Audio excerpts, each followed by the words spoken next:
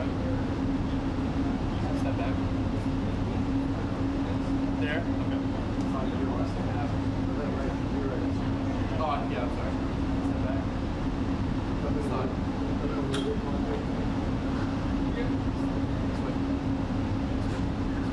Stop. One more back. Then we'll step back and TV. Right there. Stop.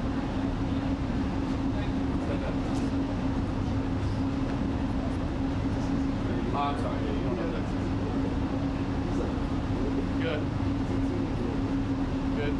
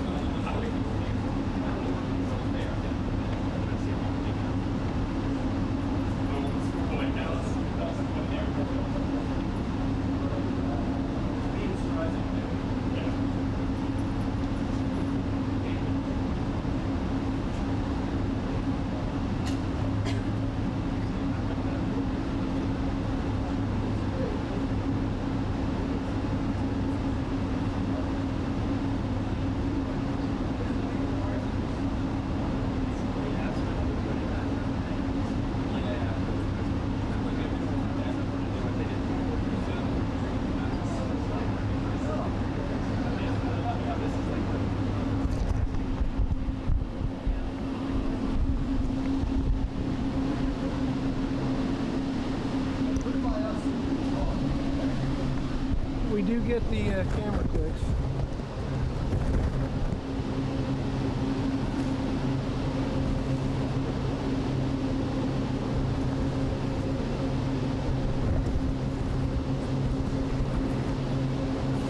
I'm trying not to knock it off.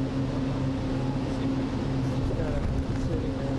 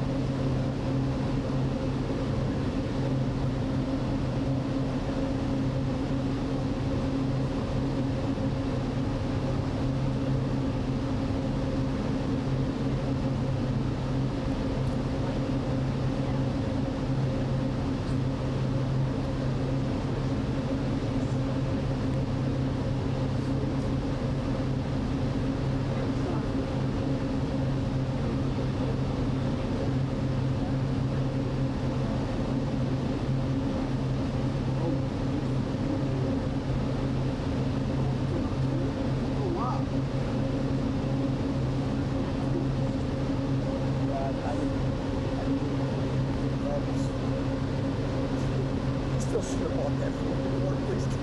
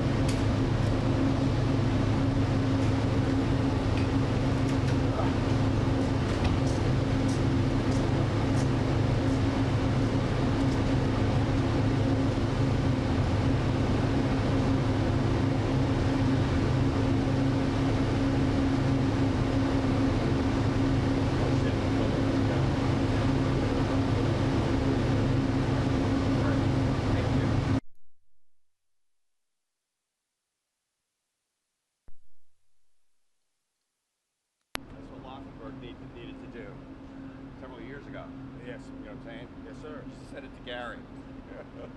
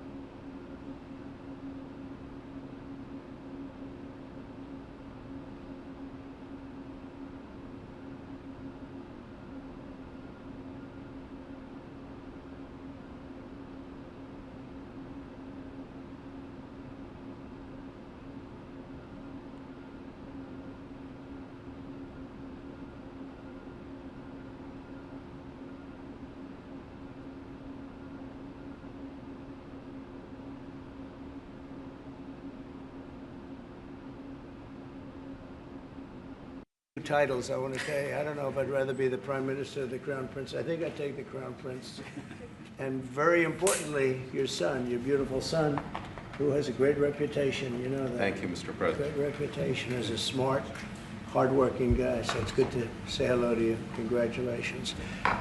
We've had a tremendous relationship, I have personally, with Bahrain over the years, and has been a fantastic ally.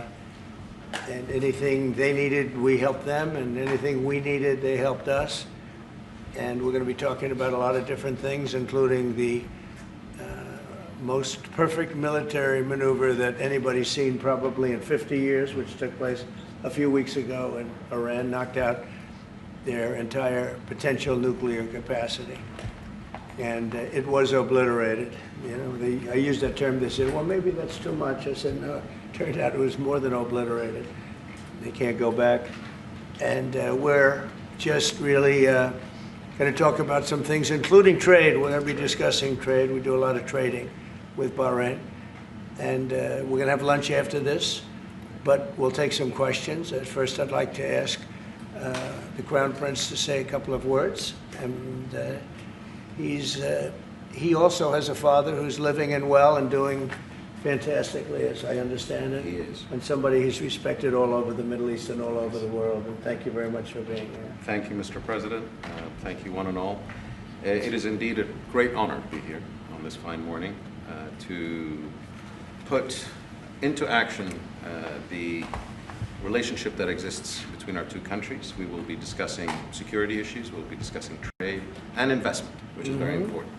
We're very happy to be announcing $17 billion worth of deals that are coming to the United States. And this is real. This isn't... It's real money. These aren't fake deals. These are real deals. They don't have to borrow the money. We don't have to borrow it. It's coming in. And it only builds upon a legacy that we're very proud of. We have had a relationship in the civil side between our two countries since 1893 and formally since 1948. So may it long continue, and we look forward to many, many more years of productive partnership. Thank you, Mr. President. We will have You that. honor us. We will have that indeed. We'll have many good years, and I'd say right now is your top year, and we appreciate the investment. It's a great. We left, as you know, Saudi Arabia. We were just there in Saudi Arabia, and Qatar was so great.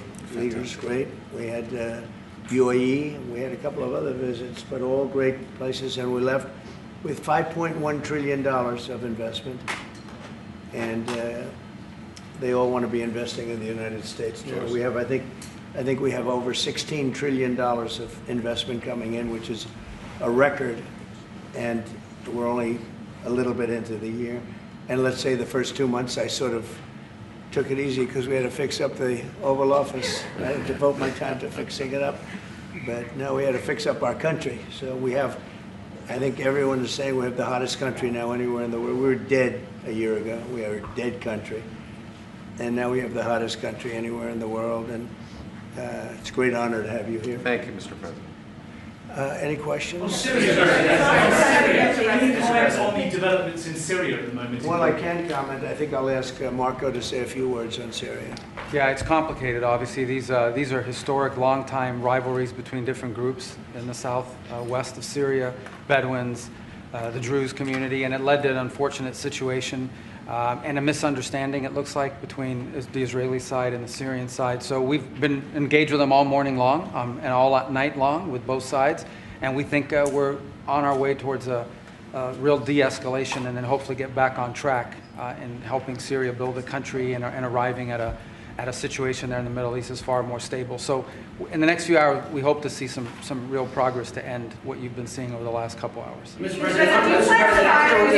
President, Jerome Powell, do you have plans, or if you're back considering firing Jerome Powell, and what's your justification if you're thinking about this to do this? Too late. He's always been too late, hence his nickname, Too Late. He should have cut interest rates a long time ago. Europe has cut them 10 times in the short period of time, and we cut them none. The only time he cut them was just before the election to try and help Kamala or Biden, whoever the hell it was, because nobody really knew. Obviously, that didn't work, but he tried to cut them for the Democrats, Kamala. And how did that work out? You'll tell me. It didn't work out too well, did it? But he's I think he does a terrible job. He's costing us a lot of money, and we fight through it. It's almost, the country's become so successful that it doesn't have a big impact, but it does hurt people wanting to get a mortgage. People want to buy a house. He's a terrible Fed chair. I was surprised he was appointed. I was surprised, frankly, that Biden put him in and extended him, but they did. So, no, we're not planning on doing anything. We're very concerned. He's doing a little renovation for $2.5 billion of the Fed, building a renovation, and they have a close to $900 million cost overrun, and it's a shame. But the biggest cost overrun is the cost overrun for interest rates, because we should be paying 3 points lower, and we would save $1 trillion a year in interest if that were the case. And all it is the stroke of a pen. And that goes for his board too, because his board is not doing the job, because they should try and rein this guy in. So he's doing a lousy job, but no, I'm not talking about that. Fortunately, we get to make a change in the next, 8 months or so. And we'll pick somebody that's good, and we'll pick somebody. I just want a fair job. We want to see lower interest rates. Our country deserves it. We're making a lot of money. We're doing great as a country. We have no inflation, record stock market, record business, record everything. Everything's a record now. We had the worst inflation in history under Biden, and now we have almost no inflation. We've done a great job, and we should have the interest rates cut. So you're saying the other day that Scott Bessent, you're so happy with him at Treasury that he's not your top option to replace Jerome Powell whenever that may be, whenever you decide what you want to do with him. Scott's doing a very good job. I'm very happy with Scott. Is Kevin Hassett on the top of your list? Kevin's somebody would consider. Kevin is fantastic, too. We have a lot of good people for that job. It's not a tough job, to be honest. Assuming you're smart, it's not a tough job. If you're a dummy, then I guess it's a tough job. But it might be one of the easiest jobs I've ever seen. And now on top of it, he's building a close to $3 billion little nest egg for himself. He's not doing the right job. We should be saving $1 trillion a year in interest. When he talks about cost, we should be saving. Think of it, $1 trillion a year. Add that with the tariffs and everything else.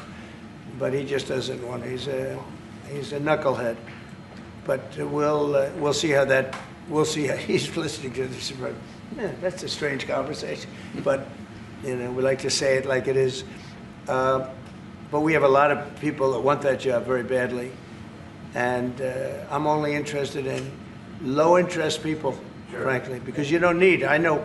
So they had the 71 different economists and people experts that they picked about a month ago. I was the only one, along with one person from maybe the Wharton School of Finance. The two of us got it right. 69 people, including Powell, got it wrong. And he wants to hire thousands of new people to help him decide where we're going in the future. It only takes one good mind. It doesn't take 5,000 good minds. So they're expanding the Fed. It's the dumbest thing I've heard of. But it's very autonomous. Just to follow up on that, sir, are you completely ruling out the idea of firing Jerome Powell? I don't rule out anything, but I think it's highly unlikely unless he has to leave for fraud. I mean, it's possible there's fraud involved with the $2.7 billion renovation. This is a renovation. How do you spend $2.7 billion? And he didn't have proper clearance, et cetera, et cetera. So that's going on. So there could be something to that, but I think he's not doing a good job. He's got a very easy job to do. You know what he has to do? Lower interest rates. Have you drafted a letter to send to PayPal if you decide that you are going to fire him? Have you drafted a letter? No, I haven't drafted a letter. So you didn't show a letter to Republican lawmakers last night? No, I talked about the concept of fire him. I said, what do you think? Almost every one of them said I should. But I'm more conservative than they are. Mr. President? No, we talked about it. In fact, we had 11 of the 12 people here yesterday, for a very big bill having to do with crypto, et cetera, and other things. And all of the votes are going with us, every single vote. But during the conversation, when we were talking about it, I asked, what would you do about that? They all said would fire him.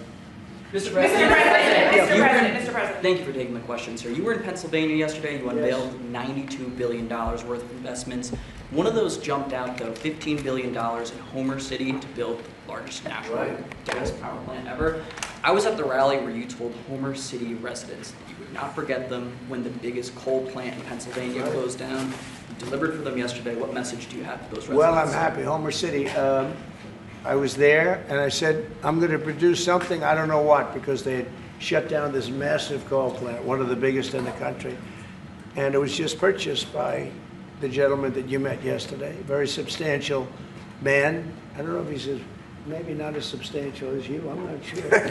But he's pretty substantial, you know who I'm talking about. And they're going to spend billions of dollars on rebuilding it, and it's going to be the largest plant of its kind in the world, I believe, actually in the world. And it's going to be great. So we really fulfilled that promise to Homer City. But it's to Pennsylvania, basically.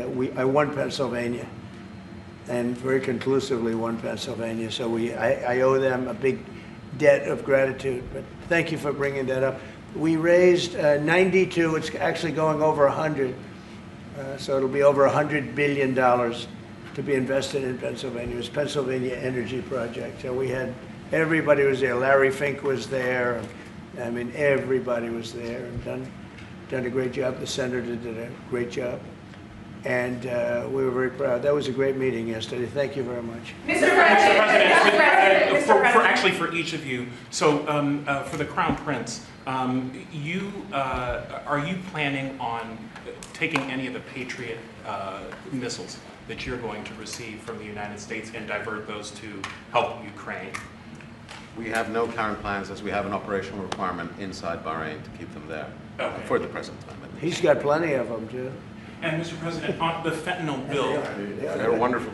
They're wonderful pieces of kit. They work very well. American technology is the best. Yep. and on the fentanyl bill that you're That's signing. maybe the most important part of this. He has his choice of everything, and we make the best military equipment by far in the Bar world. none. There's nothing close, right? Bar none. Yeah, thank you.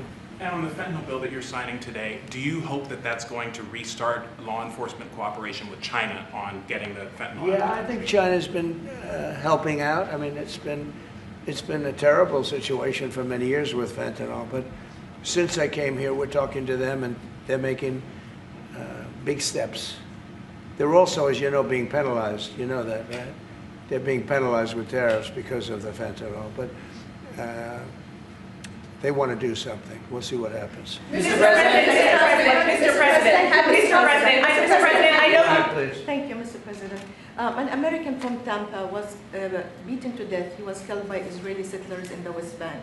His family has been calling on you to help prosecute his killers. Are you going to do that? An American from Tampa? Yeah, your first sentence is really, go ahead. An American citizen from Tampa, Florida, has been killed in the West Bank. His family has been asking on you to prosecute him. Are you going to help finding his Yeah, killers? well, so first of all, have you seen yesterday, Ambassador Huckabee has asked the Israelis to conduct an investigation. We want to get all the information about who was involved. We protect all American citizens anywhere in the world, especially if they're unjustly murdered or killed. So we're gathering more information, but I hope you saw yesterday Ambassador Huckabee in Israel asked the Israeli authorities to produce an investigation and concrete information about who was responsible for his murder. They're reporting that tomorrow. We have a meeting on it. They're going to be reporting that to me. Can I ask a clarification, Yeah. please? Do you think that the Gulf area now is more secure, and do you believe that a negotiation with Iran is necessary at this stage? Well, I definitely believe that the volatility of the situation has been reduced. And we didn't know where it was going to go on the Sunday. We were very glad when we found out on the Monday. Let me put it that way. And should the Iranians want to negotiate, I believe the ball's in their court. That is the true reality of where we stand today. They are the ones that stand to benefit from a negotiation. And they do. They want to negotiate. They want to negotiate badly. We're in no rush because, you know, we said we could have made a deal. They should have made a deal. And then we bombed the hell out of their various places. We're in no rush, but if they want to negotiate, we're here. Yeah. Mr. President, I know you want to move past all this intrigue over the Epstein files, but I do want to ask you to clarify something you said this morning. You said this was all a hoax. Has your Attorney General told you this was a hoax? What evidence have you seen of that? It's not the Attorney General, no. I know it's a hoax. It's started by Democrats. It's been run by the Democrats for 4 years. You had Christopher Wray and these characters and Comey before him. And it's a bad group. It started, actually, look at the Steele dossier that turned out to be a total hoax. The 51 agents, the intelligence, so-called intelligence agents, it was a hoax. It's all been a big hoax. It's perpetrated by the Democrats. And some stupid Republicans and foolish Republicans fall into the net. And so they try and do the Democrats' work. The Democrats are good for nothing other than these hoaxes. They're bad for policy. They're bad for picking candidates that can get elected. Like in New York, we have a communist running. He may get elected too, actually, but he'll destroy the city. No, it's I call it the Epstein hoax. It takes a lot of time and effort. Instead of talking about the great achievements, we've had a great gentleman. Yesterday, as you know, went on CNBC and he made the statement that Trump may go down as the greatest president of all in the United States. And instead of talking about the things we've achieved, we've had tremendous achievement. They're wasting their time with a guy who obviously had some very serious problems, who died 3-4 years ago. I'd rather talk about the success we have with the economy, the best we've ever had, and all of the things we've done, including in the Middle East. I mean, you see it. Instead, they want to talk about the Epstein hoax. And the sad part is it's people that are really doing the Democrats' work. They're stupid people. Yeah, go ahead. Mr. President, there's lots of reports coming into this meeting that you planned on firing Fed Chair Jay Powell. Markets reacted. Is that right? Those are reports, but they're not true. So what would be useful to know, are you committed to picking someone from the outside? Are you going to interview individuals that are so on the many board people right that now? want that job. I have people that I've known a long time. They're calling me, begging for the job. You know what you need there? A smart person with common sense, but you need a very smart person for that job. I think it's one of the easiest jobs in government. You show up once a month and you make a statement about where the economy's going, and we're going to raise or lower interest rates. It's probably the easiest job I've ever seen. That's why I'm trying to figure, why does he want to expand and add more people? He's going to add more economists to tell him what to do. But the economists, I was right. All the economists were wrong. They admitted it. They admitted it this morning. Quiet. Go ahead. Mr. President, on Jerome Powell, you mentioned fraud in an earlier answer. Are you saying you want to investigate the Fed chair for fraud related to this renovation? Well, I think he's already under investigation. He spent far more money than he was supposed to on rebuilding. I didn't see him as being the kind of guy that would want to have parks, rooftop parks and everything else on top of buildings. But who wants to spend that money for the Fed? The Fed is supposed to sit there and say where interest rates are going and a couple of other very easy things to do. And he spent $2.5 billion. I think he's got some problems. Mr. President, thank you, sir. You also recorded a monthly surplus in the month of June, $27 billion. $25 billion. A ton of money. With these new tariff rates coming into effect on August 1st, we're going to be bringing in even more tariff revenue specifically. How much revenue do you think we can consistently bring in from these tariffs, and how big of a game changer is this, not only for the economy, but also fiscal responsibility? Well, we're going to be bringing in, already we've brought in over $100 billion. We'll be bringing in hundreds of billions of dollars. And the tariffs really haven't kicked in that much other than automobiles and steel. August 1st is a big day. August 1st is when very substantial money comes into our country. We've made deals with a lot of great places, but we had one yesterday, that was announced. We have another one coming up, maybe with India. I don't know. We're in negotiation. When I send out a letter, that's a deal. In other words, that's a deal. They don't want to ever say that. Oh, how many deals have you made? The best deal we can make is to send out a letter. And the letter says that you'll pay 30%, 35%, 25%, 20%, in one case 50%, Brazil, and because what they're doing to their former president is disgraceful. I know the former president. He fought like hell for the people of Brazil, that I can tell you. And I believe he's an honest man. I think what they're doing to him is terrible. So, yeah, we have some pretty good deals to announce, but every time we send out a letter, that's the deal. The big one really is going to be on the 150 countries that we're really not negotiating with, and they're smaller. We don't do much business with them.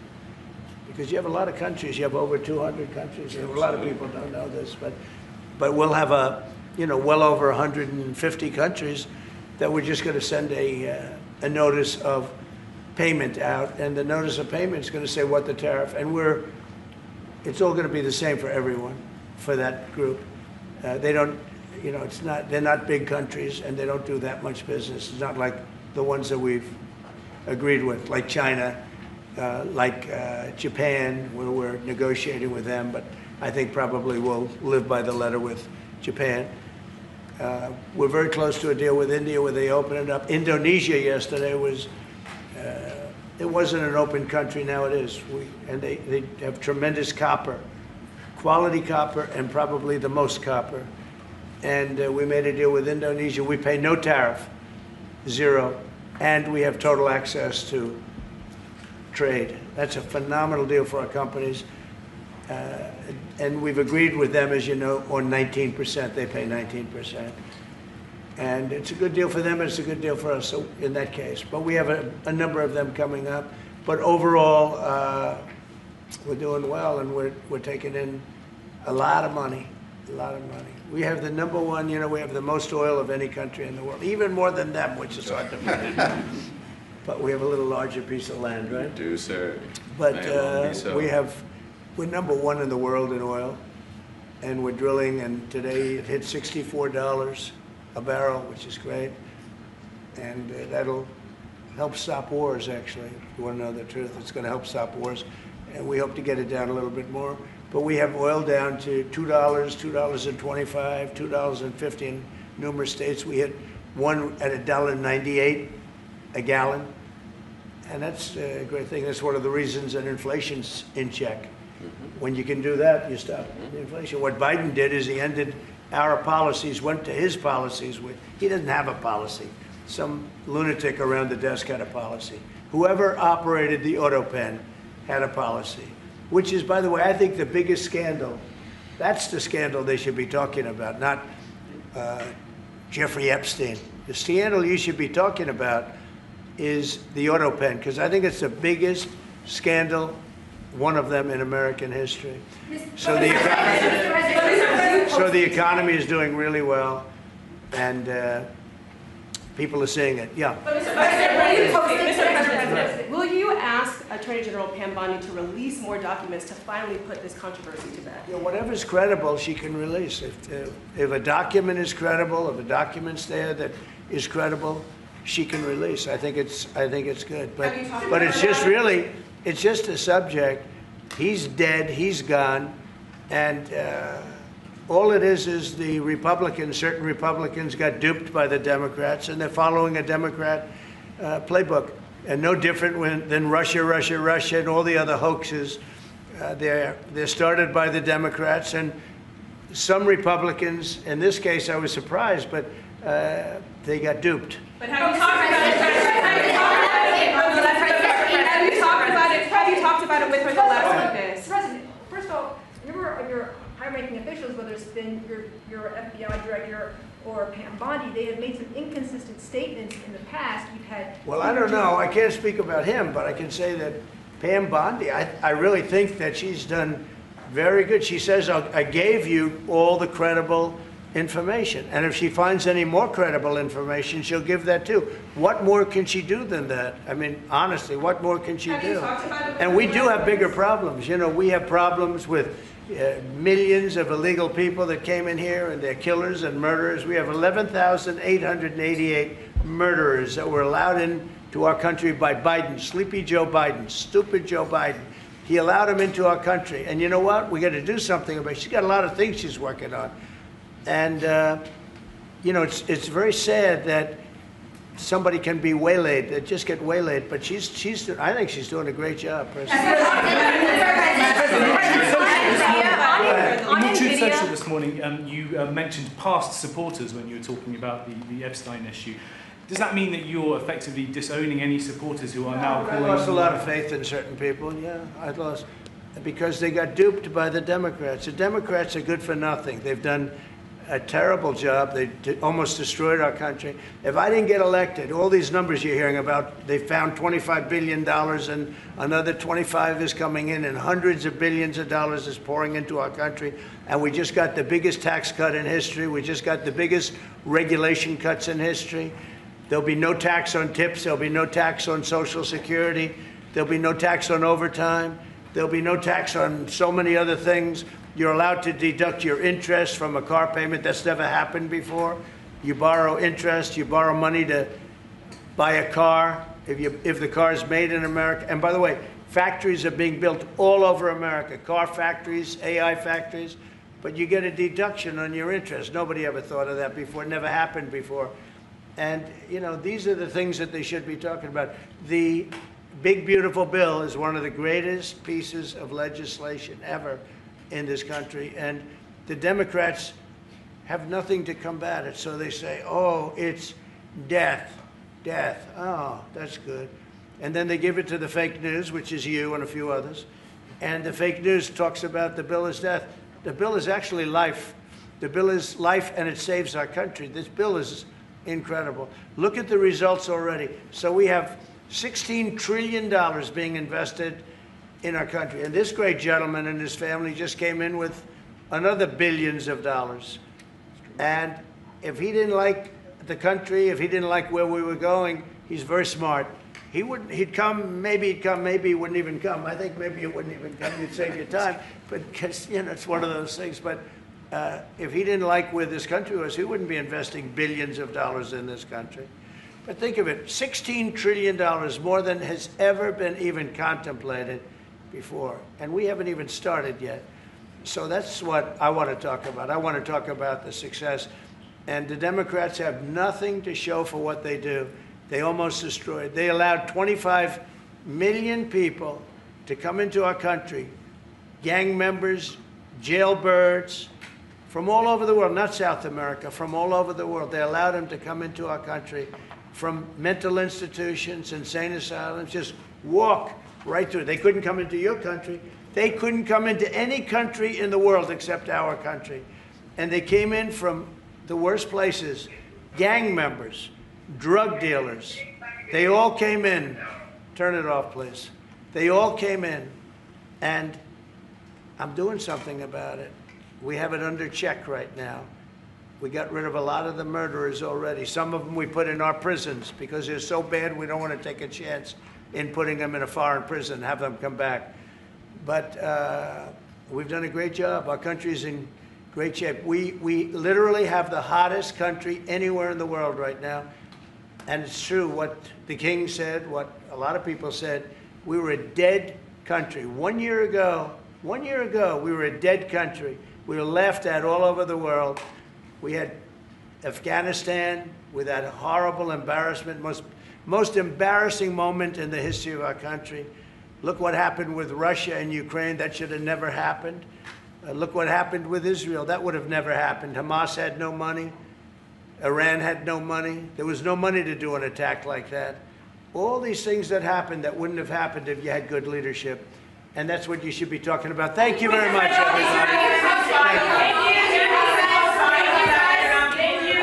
Thank you. Thank you very much. Thanks, guys. Head out. Let's go. Thank you, press.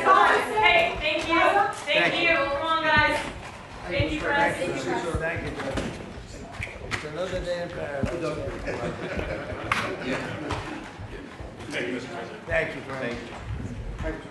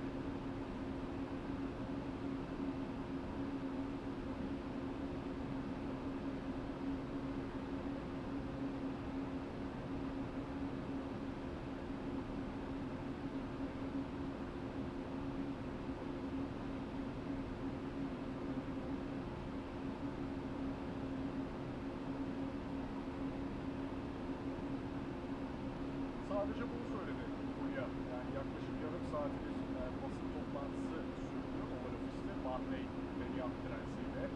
Ekonomiden Epstein'den Merkez Bankası'na, bölgede getirdiği barışa, birçok konuda konuştu Donald Trump. Yarım saat her konuya yorum yaptı. Tek yorum yapamayacağını söylediği konu İsrail'in Suriye'deki saldırıları oldu. Hemen topu Dışişleri Bakanı Rubio'ya attı. Rubio da şöyle söyledi. Sanırım Marco'ya Suriye hakkında birkaç şey söylemesini isteyeceğim dedi. Rubio da evet durum karmaşık. Açıkçası Suriye meselesi uzun süredir devam eden tarihi rekabetlere dayanıyor. Suriye'nin güneybatısındaki farklı gruplar arasında rekabet var. Bedeviler, Gürzi topluluğu. Tabii İsrail tarafıyla Suriye tarafı arasında talihsiz bir duruma ve görünüşe göre yanlış anlama krizine yol açtı diyor. Yani bir yanlış anlaşılmadır diyor. İsrail'in, Suriye'nin Genelkurmay Başkanlığı, Savunma Bakanlığı ve Cumhurbaşkanlığı sarayının yakınlarını vurmasına tüm gece ve sabah boyunca her iki tarafla da temas halindeydik. Gerilimi gerçekten azaltma yolunda ilerlediğimizi düşünüyoruz. Umuyoruz ki Suriye'ye yardım etme çabalarımız rayına oturur ve Orta Doğu'da çok daha istikrarlı ve tatlı ulaşırız. Önümüzdeki birkaç saat içinde son birkaç saatte tanık olduklarımızı sona erdirecek somut bir ilerleme görmeyi umuyoruz dedi. Yani bu saldırılar duracak birkaç saat içinde demeye getirdi ABD Dışişleri Bakanı Marco Rubio. Tabii şu çok ilginç soruya. Donald Trump'ın bir Orta Doğu vizyonu var. Donald Trump'ın bir Suriye vizyonu var. Ahmet Yaşar'a büyük, çetin, akıllı, karizmatik, çekici bir lider demişti. Yaptırımları resmi olarak kaldırmıştı. Trump'ın Suriye vizyonu ve Orta Doğu vizyonuna ket vuran, bu vizyonu bombalayan bir Netanyahu var. Ama bu Netanyahu da arkamdaki Oval Ofis'e 5 ay içinde 3 kez davet edildi. Müthiş bir ilişki var aralarında, en azından kameralar önünde.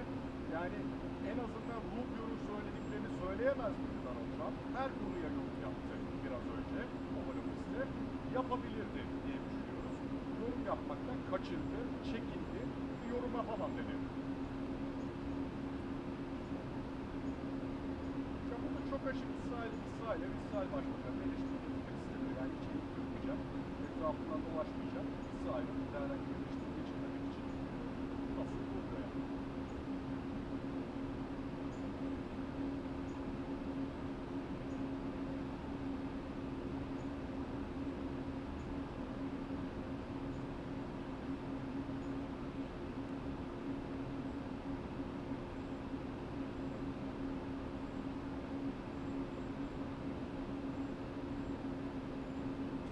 Açıkçası Netanyahu'nun kendi Orta Doğu politikası var. Donald Trump'ın da gerçekleştirmeye çalıştığı bu barış politikası var. Yani o ne kadar takılıyor hem de bu bölgede tüm o Arap ülkelerinin İsrail'le anlaşarak bir barış havası oluşturmak istediğini biliyoruz. Ama Netanyahu'nun çok daha farklı fikirleri, çok daha farklı hamleleri var, saldırıları var. Hemen hemen her ülkeye saldırmış durumda bölgede. Tabii kendi kendinden dost olan Arap ülkeleri hariç. Donald Trump buna açık bir şekilde eleştiride bulunuyor, laf veriyor. Bu da aslında bize Beyaz Saray'daki durumu çok net bir şekilde özetliyor. Fazla detaya girmeden Donald Trump da daha öncekilerde ve Biden'de aslında bir politika yürütmek istiyor Orta Doğu'da ama buna karşı çıkan ve bununla çakışan bir İsrail politikası olduğunda hiçbir şekilde en küçük eleştiri, ufak eleştiriye getiremediler.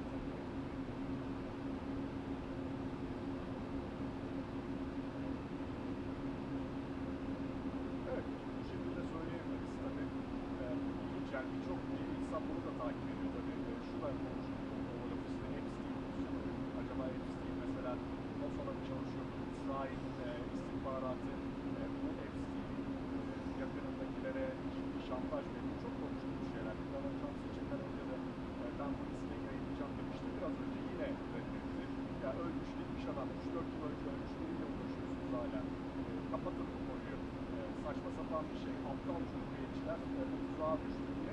Onu yokmuş gibi davranıyor. Bu da insanların aslında bu Amerika-İsrail arasındaki nedir bu ilişki? Neden hiçbir sorular, sorularının yanıtı olan bir konuydu adeta.